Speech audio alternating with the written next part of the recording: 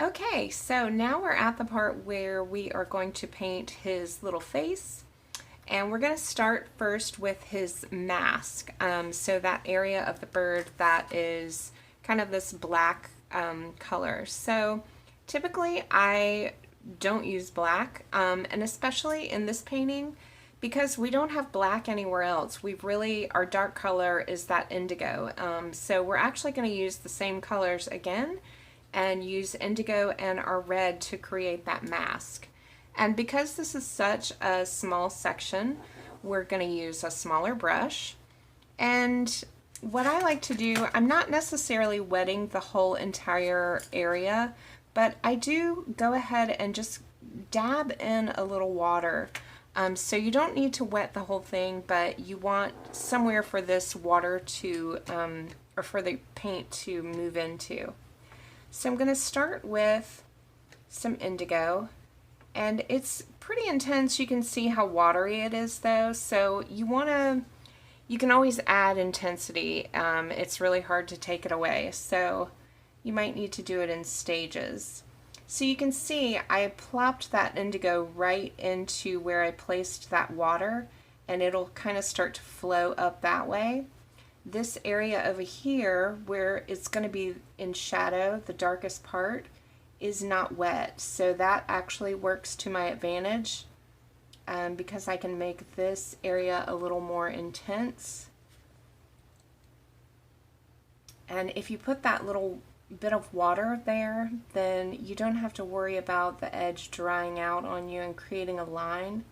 So that's another reason that I wet an area. Give me longer to work. So now as I start to move up, I'm kind of making these edges here, they're a little jagged, so kind of like his little feathers are not going to make a perfect line. And I'm being careful, taking my time to get around all of these little fine edges and lines, painting just the area around his eye right now. And we're not going to do his eye quite yet, so I'm just painting that circle around. So now I'm dipping just the tip of my brush into water and adding some of that here, because this is going to be a lighter area.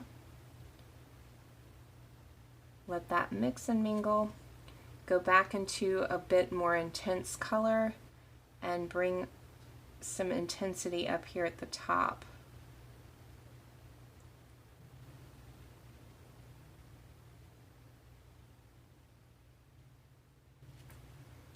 So now that I've got the indigo in, I'm actually going to add a bit of red.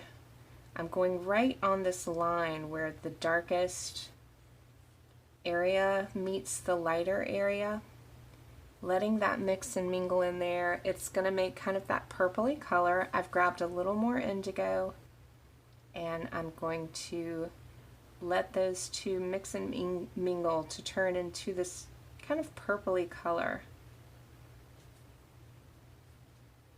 We want this to be dark, but we don't want it to be colorless. It really adds to the bird to not make it black or so intense that it's just a big blob of darkness sitting there. Okay, so that's about all you need to do for the mask at this time. Once it dries, if we need to make it a little more intense or do any work with it, we can.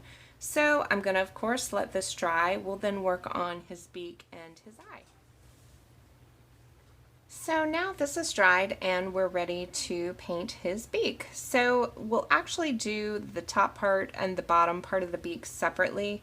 So you can see I've got my little line drawn here in between the two parts of the beak. And the beak of a cardinal is pretty much orange. So I'm actually going to use just my orange paint. This is from the Classics palette. And if you don't have an orange, feel free to take the red that you've used and mix it with some yellow. That actually is a pretty good idea if you want to keep things congruent in your paint tones. And I might actually even add a little of this red to this orange. So we'll see how this looks because this orange looks a little bright. So because it's such a small space, I don't necessarily need to wet it first, but I am going to keep in mind my light and my shadow. So I'm applying paint right to the edges here, the top and then this middle section, and then I'll just dab off lightly and kind of pull what's there to the rest. So this is the lightest shade of my orange. And I think I am going to, just to keep things congruent, I am grabbing some of this red. Yeah, I like that better. So sometimes it's a bit of an experiment. So I'm adding a bit of red right into that orange, and that looks a little better to me. So just on the tip here and right towards his little mask, and then this area here I'm going to leave more of the orangey tone. So I have to let this dry before I can paint the bottom, and then we'll be finished with his beak.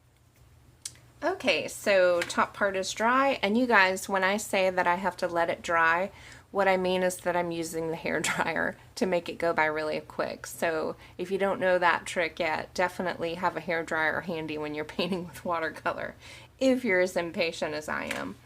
So now I can paint the bottom part of his beak, and I'm going to do it the same way. So starting with the orange and putting a nice line where that part is in his beak.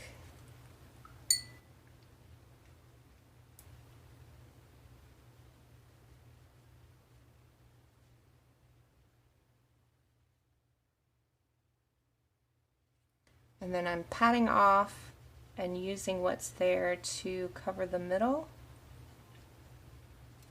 Then coming back with a bit of my red, and I'll put some here right at the tip. And I'm taking the smallest amount of this red and going right along that line there. And I think that looks good for now. So now what we've got to do is his eye, and this is when the bird really starts to come alive.